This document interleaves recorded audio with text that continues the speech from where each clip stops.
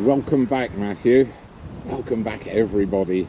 We've just left Caister Lane behind us and we're still walking down the eastern side of High Ash Farm there. And there's the small section of Caister Lane we've just walked down. It's only 100 metres and then we're back on High Ash Farm. Just turn around. Rat's already tugging the lead and saying, come on, this is too slow on a cold and chilly morning. So welcome back, part 2 of this morning's walk, and we're really covering the distance now, and we've just crossed from heavy loam and really fertile soil onto this particular field on High Ash Farm. The farm's just over to my right, High Ash itself, the house where I was born, just over in the distance. Horses grazing the paddock, and this field has a very apt name. It's called Dirty Close. And the reason is it's incredibly heavy clay, and I mean that. When I used to plough the field as in my early 20s, a little Ford tractor and a Ransom's TS82 2-furrow plough, the soil at this time of the year, if you're ploughing the clay late, would shine in the low winter sun, and sometimes the furrow slice, if you didn't set the plough properly, you'd get to the end of the field, lift the plough out, and the furrow slice would fold back into the furrow all the way down the field, and so you had to go and do it again. So it usually meant going back to the workshop and fixing what called tail pieces on your moldboard to press the furrow slice over just a little bit more.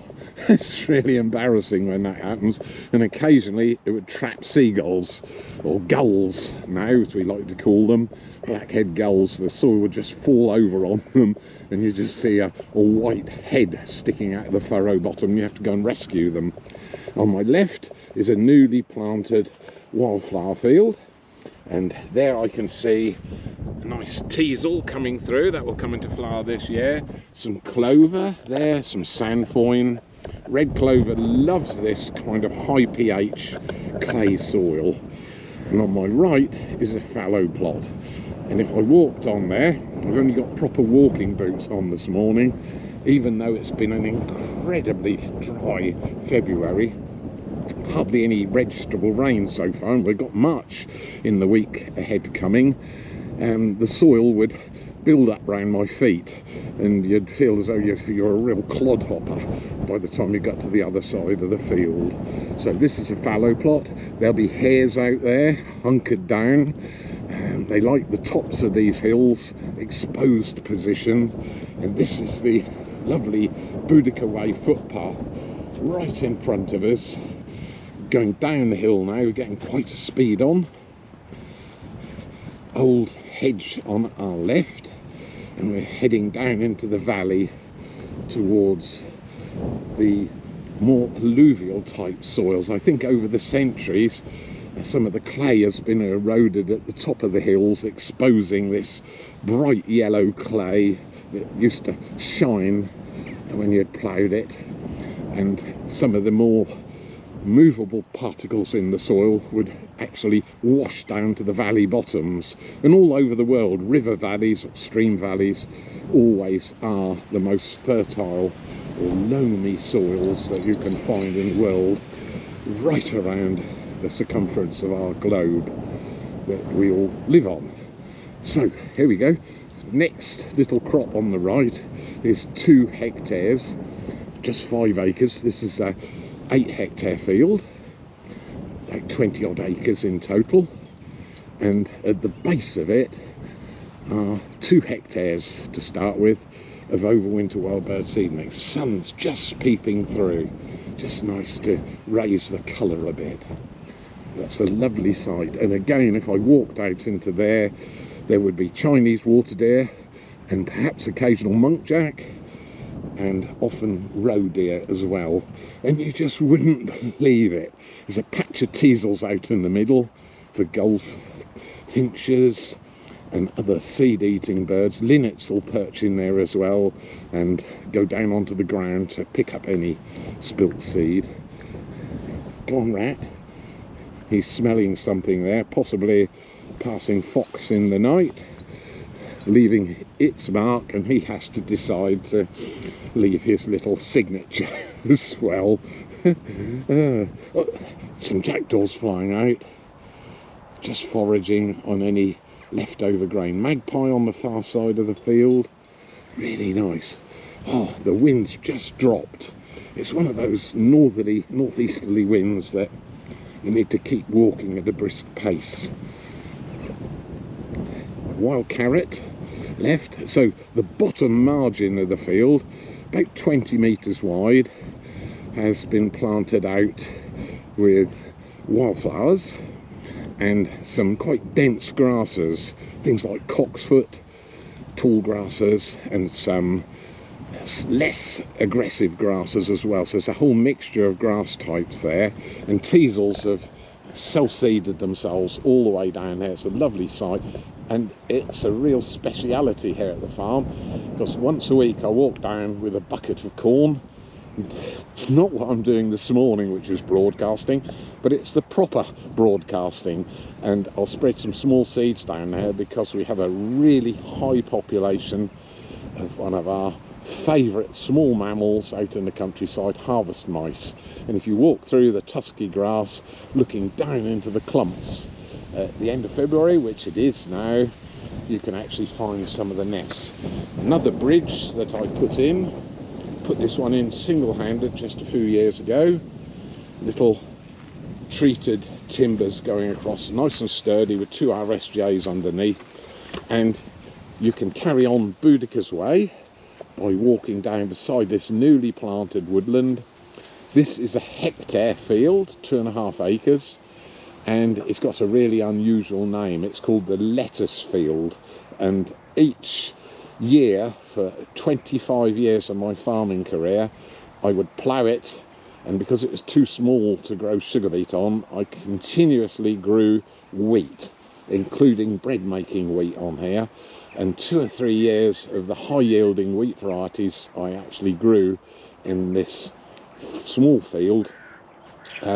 We got 10 tons of wheat out, and that was quite something. Wheat was making £100 a tonne back then. You felt really prosperous. So it would get a lot of attention, and that brought in £1,000 a year, which was quite something. And here's a young oak tree, just self-seeded, this one here. And it's now about 15 feet tall and growing away really nicely. So we're leaving Boudicca Way, and we're now starting the final leg of the walk here this morning, which is taking us back all the way to the Roman town. We won't quite make it because it will take us another session to get to where we turned up off the walks to go through the centre of High Ash Farm. Nevertheless, this is really good. Oh, the wind has just suddenly dropped. Nice ditch with a stream running on our right. And lots of vegetation which hasn't been cut down. There's some brambles growing there. Our teasels on the other side with the tusky grass. And here we go. Lovely little area of woodland. So it's planted out in 2006 under HLS, Higher Level Stewardship, with British native trees. And I added some of my own back. Rat has seen something in the ditch here. Whether it's a deer he can scent, he's sort of using his nose, but him and me are wanting to go in different directions at the moment. And come on, good boy, he, Ratty, come on, Rat. No, he's very exercised about going up to the ditch here, but you can't go in, it's brambles. Oh dear, I can feel an edit coming on here. Come on, here. Come on, good boy. Excellent. Come on, here. This is what you call an obstinate terrier. Here, come on. Good lad. Oh, we got him moving again. That's a miracle.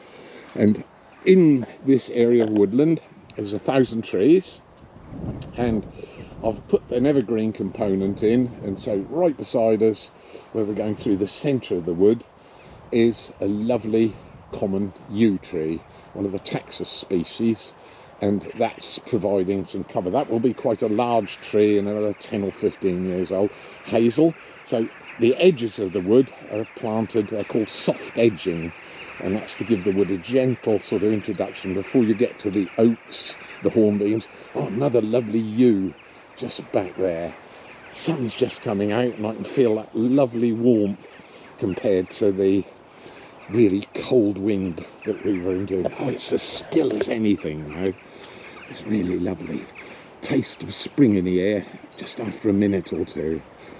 So here we are, the lettuce wood. The reason it's called lettuce wood is in 1942, when my parents came to High Ash Farm, this field was left by the previous tenant, and it was, yeah, wait for it, lettuces grown for Norwich Fruit Market all those years ago, and they'd be cut regularly during the late summer months and taken to Norwich. And a lovely little seat from a fork in an oak tree there will take us to the finish of part 2 of this morning's walk. And I'm just facing back northwards here. That's come up on the seat beside me, and just looking at these fantastic young trees. And to me, they were all planted as almost little whips, we call it, in all their tubes, only a foot or two tall, barely coming out the top of the tubes.